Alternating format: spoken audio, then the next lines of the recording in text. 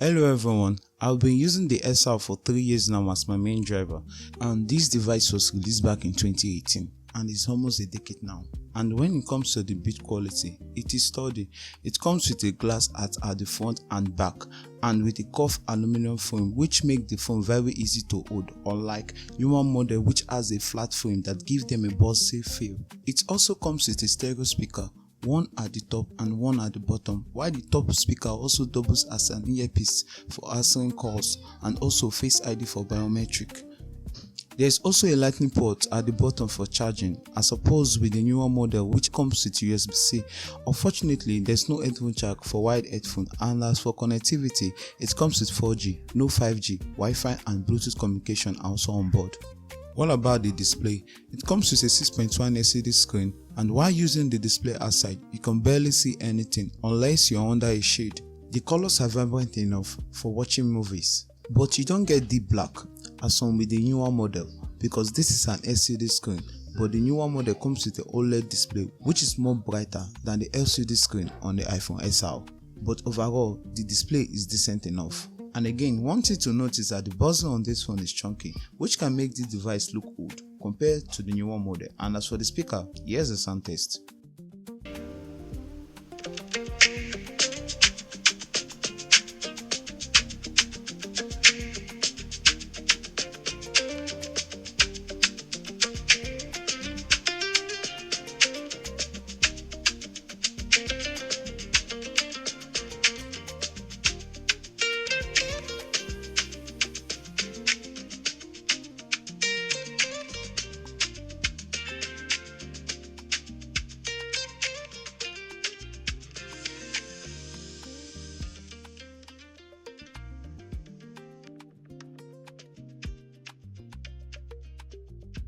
Speaking about the newer model, the iPhone XR is running on iOS 18.7, which will be its last major software update. But since it did not make it to iOS 26, it will keep receiving security updates in the foreseeable future. It also comes with 3GB RAM with the A12 Bionic chipset, which can be found in the SS and the SS Max. By the way, this version is the 128GB variant. I tried running Geekbench 6, but the app kept crashing after 4 minutes and the device was very hot. Like, what's up? But the performance is decent enough for 90% of tasks, like scrolling, chatting, browsing the web. But pushing this device will make it hot, which will throttle its performance, causing lag. But for everyday tasks like scrolling, browsing the web, it is fine. Please don't buy this phone for gaming. I repeat, don't buy this phone for gaming. It comes with 2900 mAh battery, which is not all day battery life. It has an average of 3.5 hours on screen on time, with about 80% battery health. So please, when buying this phone, please check the battery health of this phone before purchasing, and also invest on a good power bank, because as you can see, the battery doesn't last at all.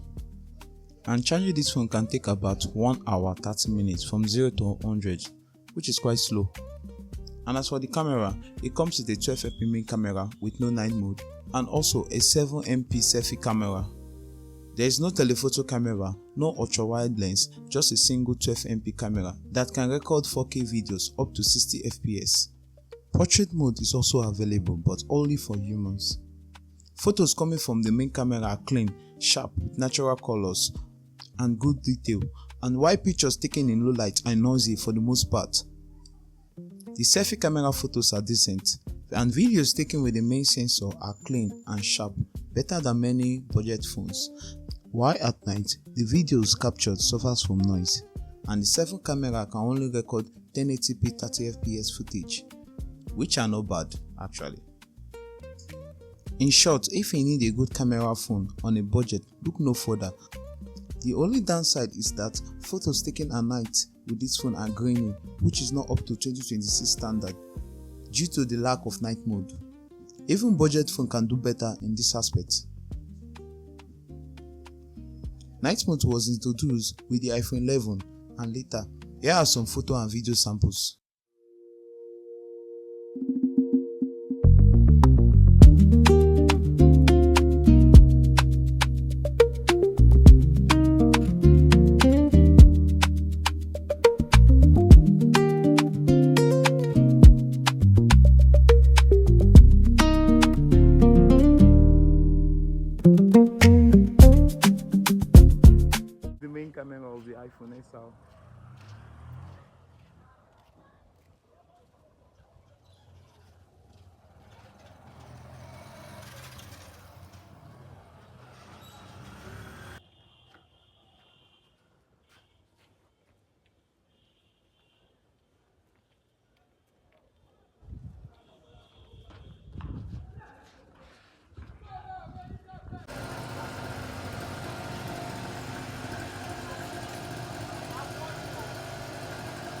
Should you buy this device? My answer is yes and no. Mostly 70% yes and 30% no.